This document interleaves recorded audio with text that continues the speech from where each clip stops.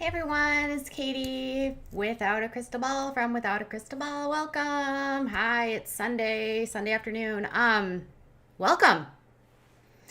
How you doing? I hope you guys are having a really great afternoon, morning, afternoon, wherever you are, whatever's going on. So many of you are in different places, and I'm just here for the show. Okay, so a couple of you have been asking so much for some new information. Okay, you've been wanting to have all kinds of details, tea, looking for tea. And one of the things that I do on this channel, obviously, is I try to be as like conscientious as possible about the information that I'm providing, and I try to verify information, especially if people come to me and say that they know someone and they have like information to give me. And I had, after I did a couple stories about Myka, a lot of people were reaching out to me that knew her from before they became famous. And the biggest thing that they said was like, you've gotten so many of these details right, so I feel comfortable telling you these things. And so three separate people from her life came forward and told me all kinds of stuff. And I was going to be like, okay, do I share it or do I not share it? And then I thought, you know what? I will just share it because these people obviously have all had the same story. They all have the same.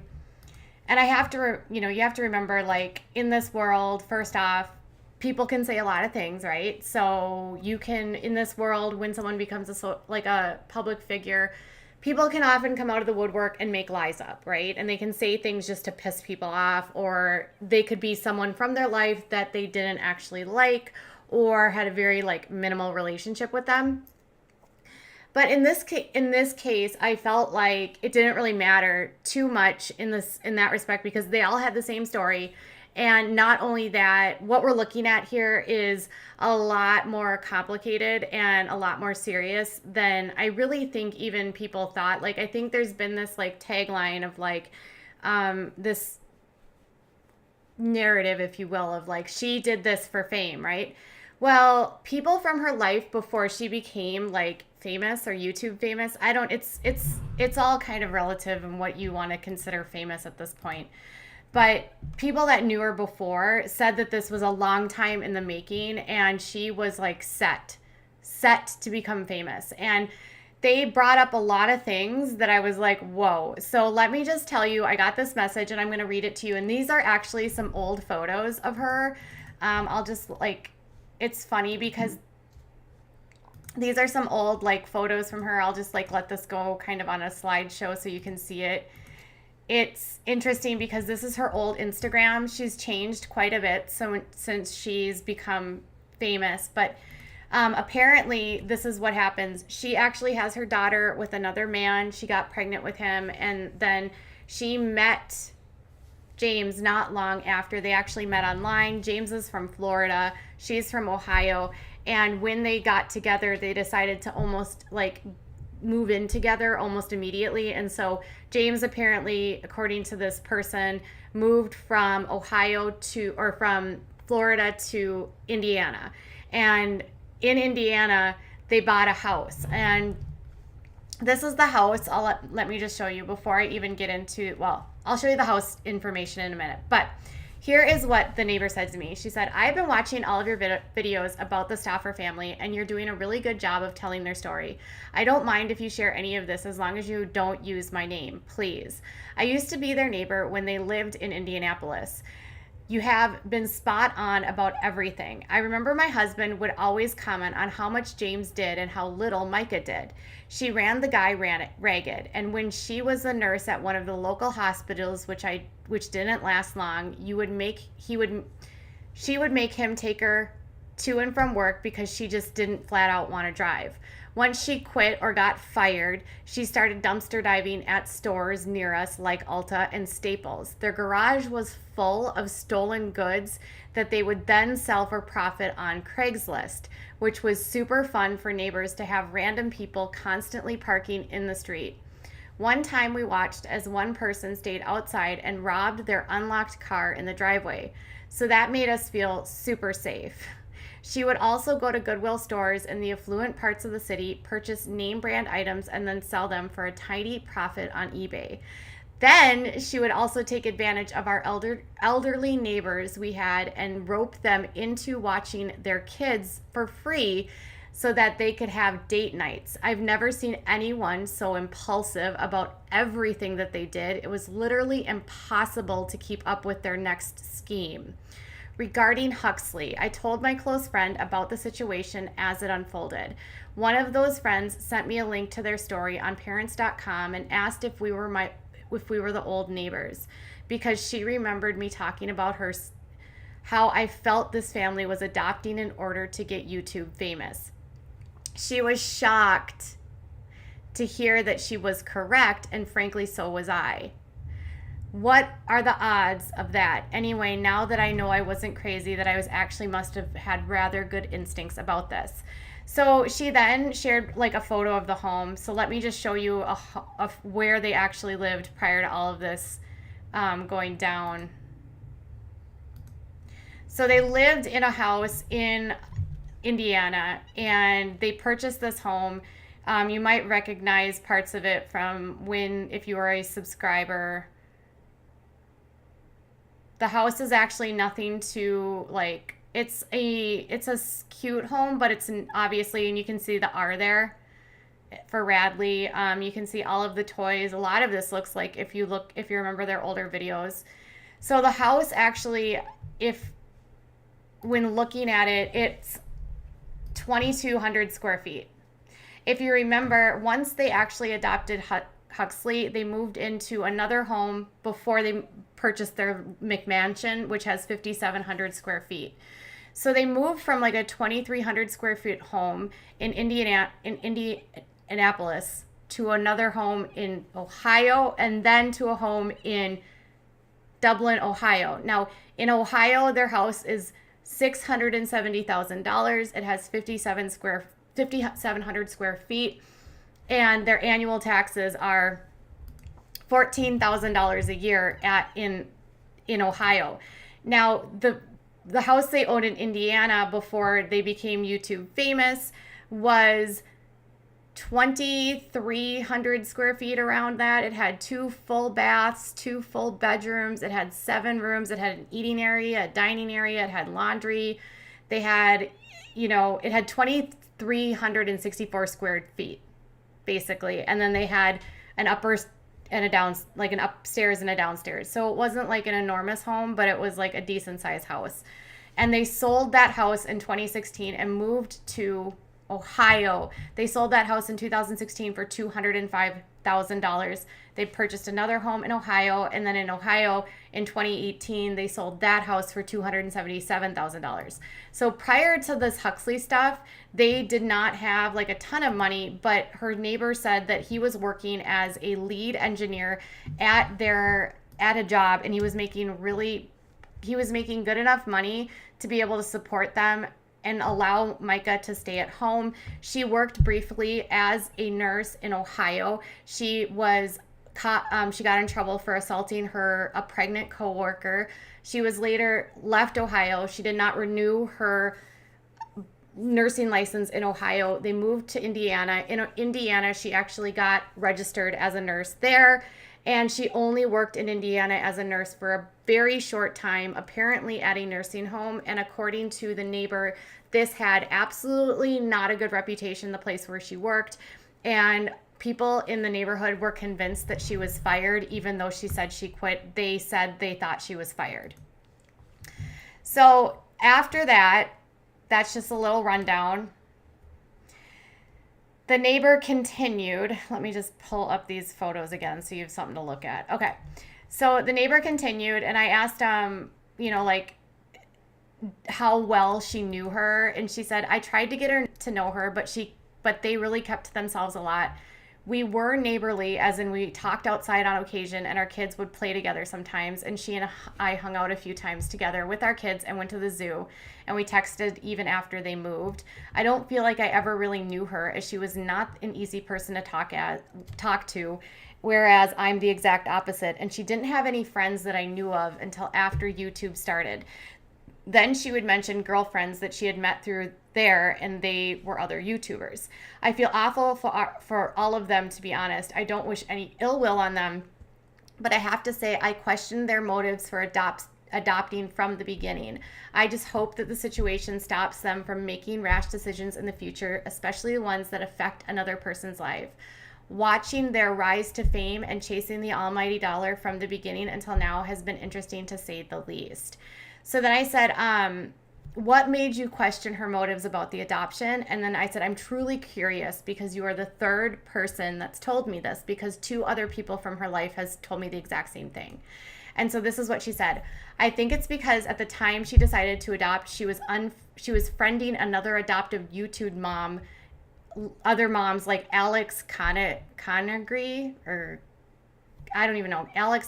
Is she from The Nest? I don't know. Alex Conagry. And saw the following that they had. Both her and her husband had explicitly told us prior to deciding to adopt that their plans was to become YouTube famous and have their sole income be from that. When they announced their plans to adopt, she credited it to God leading the way. They had never shown any signs of being religious. So the neighbor says that she literally is lying about being a Christian. They never went to church. She wasn't religious. And she looked at what these other religious moms were doing with adoption and sort of modeled what they were doing. So she continued and said, they had never shown any signs of being religious, never went to church, which I'm not saying makes one religious at all, but it all seemed sketchy and very much like a scheme to turn themselves into a certain type of family to gain an audience. Their life prior to adoption was dull, and it seemed like they needed that one thing to make them noticed. They very often changed their minds about important things in life. We watched them purchase various dogs and rehome them. We saw them be raw vegan, then eat meat, then plant-based, as if they were trying out different forms or lifestyles purely to see which audience they could capture the most. And of course, as most people are talking about, the rush to adoption was odd. They had other children already, so it wasn't a matter of trying to fill a void. I disliked the videos they made about Huxley, teasing details about him and even his pictures, which they turned into a fundraiser. They made his picture into a puzzle and asked people to purchase pieces for quite a bit of money, if I recall. And each day they would assemble the puzzle based on the amount of donations. Who does that? Not to mention, her husband worked at the same company as my brother-in-law, and we knew he was making bank. Plus, they gave him a $10,000 stipend for adoption. There was just no need for that type of fundraising for the adoption, in my opinion, except to gain followers and fame. They were not in debt other than their mortgage, so I felt like they were unwilling to spend their own money for the sake of adopting and rather saw it as a business opportunity. Not to mention, I'm sure they wrote off the entire trip to China on their taxes since they took the whole family and filmed all of it. Now, these are her allegations about the taxes. I'm not going to make any claims about that. This is what she said. And then she said, I have a cousin with special needs who was adopted from the Philippines, and I remember even as a child, the entire experience was extremely personal and private. We as cousins were not allowed to meet him for months after he was in the US and he was in the new family. Yet they blasted this poor kid all over the internet before he was ever legally adopted, and he will never get that part of his life back, which is something I pointed out, was that she was giving a ton of information about him way before they were ever the legal guardians of him, which is one of the things that I think is really scary, considering that she had no legal rights to share that, yet was divulging all of his personal medical information. So then I said, the next question I asked her was, let's see. I asked her specifically, did she tell you that she wanted another child? Had she ever brought up adoption in the past? And she said, nope. And in fact, after they had their third child, Radley, I remember her saying that she was done having kids. Shortly after that, she and her husband did a Q&A about wanting to have 6 to 10 children, but never mentioned adoption. So she said that she made friends with all of these people on YouTube who were like Christian vloggers, and they were into adoption, and they had really large families.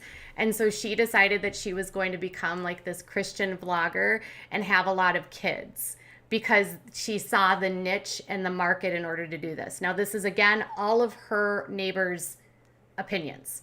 And I said, so did you know about their adoption plans prior to starting the YouTube stuff? And she said, no, that was never a thing until they had been vlogging as a family for a while. And I said, so she becomes friends with adoption families, and then she wants to adopt. And she said, yes, exactly. And I said, her discussions around faith seem superficial. Was that another lie? And she said, like I said, they never once went to church in the 3+ years I lived by them. They never prayed or spoke to God. And when she mentioned God in one of her videos, I was taken aback as I knew it was disingenuous. You can tell how uncomfortable she is whenever she tries to mention God or talk about religious things. And then I said, like, this seems so crazy. And she said it really felt at the time like she was emulating these other YouTube adoption moms. And having known her personally, it made me uncomfortable. She was always a very over-the-top fake person. And I said, well, what do you mean by fake? And then I also said, like, what kind of money was her husband making? And she said, he was some kind of lead engineer. I can't speak to how much he was making, but more than enough to have a stay-at-home wife and a modest home in Indiana where the cost of living was very low. And then she described why she thought she was fake. And she said she just seemed to change her personality based on whoever she was talking to. If we were in public, she enjoyed dressing to be noticed by men and would seemingly search around to see who was checking her out. And then she said, but at home, she would act over the top sweet as pie to certain people and say weird phrases like, thank you so kindly, very loudly in a super loud voice after her kids would say, get candy while trick-or-treating. And she said that all of the like stuff, and then I asked her about homeschooling. So that was the other thing. Like, so she was going to be the Christian mom that adopted, and then she was also going to be a homeschool mom. And one of the things that came up recently was that her followers had noticed that back in December they abruptly placed the kids in public school. And she said that her oldest daughter was actually in public preschool before all of this happened. And I said, well, was homeschooling an idea before YouTube? Like, were they doing that? And she said, no, homeschooling was not pre-YouTube. And I asked another friend and I said, was homeschooling for YouTube? And she said, they never homeschooled until YouTube. Again, emulating these like people that were online or these other like Christian moms. And I said, so like, she said, I do think she decided to do that because her oldest daughter had a different dad and she spent summers with him. So maybe she felt like she was getting less time and decided to homeschool. And so then I said, I asked her about James. So one of the things that one of her former friends or acquaintances, a coworker of James's wife, told me in a message that James was constantly doing everything for the kids and that he was the one that was taking care of them, even though he worked full time. And so I asked her, like, what was like, how involved is she with the kids? Like, one of her friends told me that this was how it was. And she said James did everything all of the time. The grocery shopping, most of the cooking, all the outdoor work, although that was never done very well. He was always outside with the kids on nice days when he wasn't working. He would go to work super early, like 4 a.m., and had almost an hour commute just so he could get home earlier and take care of the kids. She was always concerned and needing to get out by herself, like to Target or to get her hair done, or maybe and made a really big deal out of it. But I never once saw James get time to himself.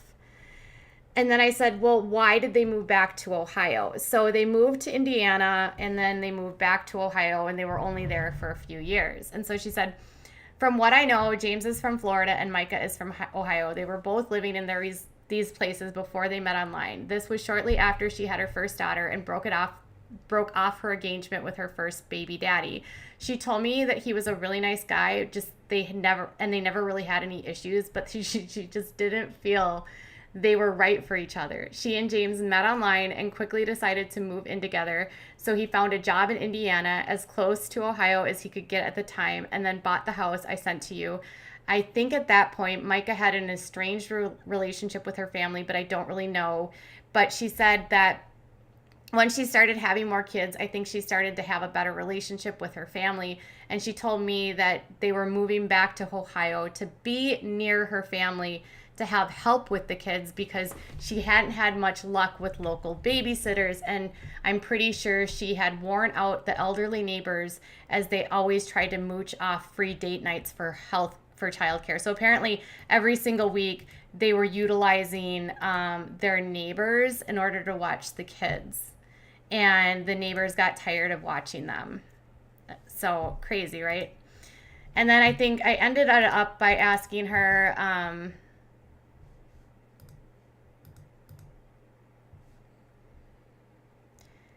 I said, does she act differently in real life versus online? Because if you see the older clips of Myka, you notice that she was, in those videos, like has a different voice. And she said yes and no. I feel like she had multiple personalities. One was super goofy, one was super serious, and one was more chill. The voice she uses in the videos is not her everyday talking voice. So this matched what another one of her former colleagues or her husband. So I had a couple more people come out. All of them had connections to James and her. All of them said that Myka was exaggerated. Myka was like, they would constantly catch her in lies.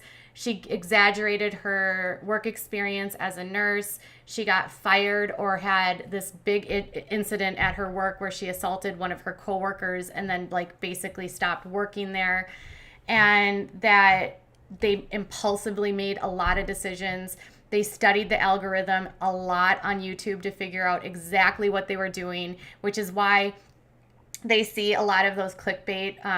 One of the women said the reason why you see all of those when she was pregnant was because they like favor, like in the algorithm, you'll get a lot of clicks if you have a pregnant belly and you talk about your pregnancy. And then they talked about how they knew that they were getting lots of clicks about Huxley, so then they would clickbait the Huxley name and then have barely anything in about Huxley just to get clicks. All of these were the opinions of these people, so I can't, again, say, okay, this is exactly what it is. But I feel like when you have all of these different people basically saying, I knew Myka, Myka doesn't like to tell the truth, Myka is very impulsive, Myka never wanted to adopt until she met these people on YouTube, Myka lied about being a Christian, Myka wasn't religious, Myka didn't care about homeschooling until she was on YouTube. Like, they said that she basically crafted this image she wanted because of what worked in the algorithm. So that's what your messages are definitely going through, Claire. So that's what the neighbor had to say. Obviously, I'm still like, where the hell is Huxley? And I feel like that could be another video for another day. So there's been some speculation about Huxley being sort of in the rehoming world, which is sort of this illegal way of getting rid of a child that you have adopted, basically where you go private placement, where you basically just hand over the parental rights to somebody else and allow them to adopt. From my understanding and through people that have messaged me, the person that is adopting them is in the same area, apparently. But again, I mean, this was her excuse for doing it. We never just give up on a child with special needs. This is a personal matter to Hux. It had nothing to do with he just had autism. Multiple scary things happened inside the home towards our other children. And if these events happened with one of my biological kids, after all that help, and after the behaviors we witnessed, sadly, we would have no other choice than to seek help and get their needs met. Huxley wanted this decision 100%. We saw that in family time with other people. He constantly chose them and signed and showed tons of emotion to show us and let us know he wanted us. Huxley never had a say in his adoption, and no one needed more help. And he also wanted this, and we know that 100%. Okay, first off, he's 4, and he's a 4-year-old with a cognitive disability, which she has said that he has a low IQ, and he's developmentally, according to them, around 1.5 years. He might have had some bonding issues. And they did say, the people that know him said that James did do most of the caring for Huxley. And Myka rarely, and James took him to all of his doctor's appointments. So it could have just been that they did this for the show, and then they get the kid, and the kid has a lot more issues than they thought. And then it's super expensive, and they're making all kinds of money, and they want to buy all these expensive things. But then Huxley has all of these needs. And the one question that remains completely in the back of my mind is, what doctor would actually say you need to place your kid with someone else? Like, literally, I've never heard that happen. I've never heard a doctor say that you should give up custody of your child. I want to know who that doctor is, and I want them to be fired, because no doctor would ever say that. She's getting a ton of backlash in the adoption world as well for the way that she's portraying this. Adoptees are really outraged by the way that she is like handling all of this. Not only that, but I've received so many messages from mothers and fathers who have done international adoption who are absolutely outraged and said, well, yes, there are challenges in these situations. The way that they've handled this is completely inappropriate, and it makes international adoption, look so bad. They also said a lot of people were worried that because of her very nonchalant, like, I'm rehoming him, now people are worried that China could find out about this and make changes and make it even more challenging. And they said, one of the women said that they're currently going through the process in China, and said it's incredibly difficult, and it should be. And so she can't understand how they were able to get through all of these hoops in order to get Huxley and then just ditch him. So that's the tea. Yes, adoption is always a challenge. All right, you guys, so that's my tea, the news, the scoop on Myka. I'll be doing some more deeper dives into the rehoming aspect of this, because that is a really sketchy part of this whole story, and it has a humongous black market. And it's essentially like, if she does it without an agency involved, there can be like, it's essentially human trafficking in a way. And because they didn't go through the state, there's a lot of questions about like how well the family that they've been placed with, how well they're looked at, like how the background checks. They don't do background checks if she hand selected them. And that's the other concern that some of these people have that have come from the past, is that they're concerned that, given Myka's judgment on everything that she does in life, like, why should they trust her judgment now as it relates to finding a new parent for Huxley? Because she apparently, according to these people, makes terrible choices. So that's where we're at for now.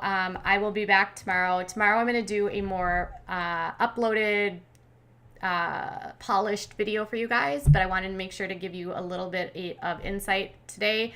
If you guys have comments, questions, or concerns, please leave me some comments, as well as if you know someone who knows her, or you have experience with adoption, or are in that China like adoption international page. If you have any insight, make sure you reach out to me. I'm always open to hearing about your experiences.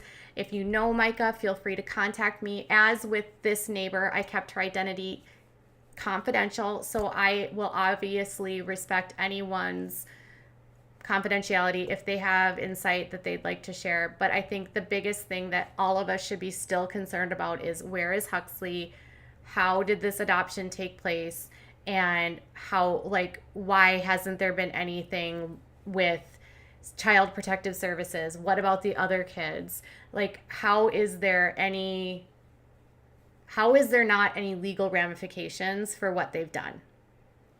There's also the petition on change.org, which has like 60 or 70,000 like signatures, which I don't know if that will do anything. You can continue to reach out to Team YouTube if you really want to get her stuff off of if you really want to get her stuff off of YouTube, you should Twitter them at Team YouTube and tell them about her and reach out and scream and shout.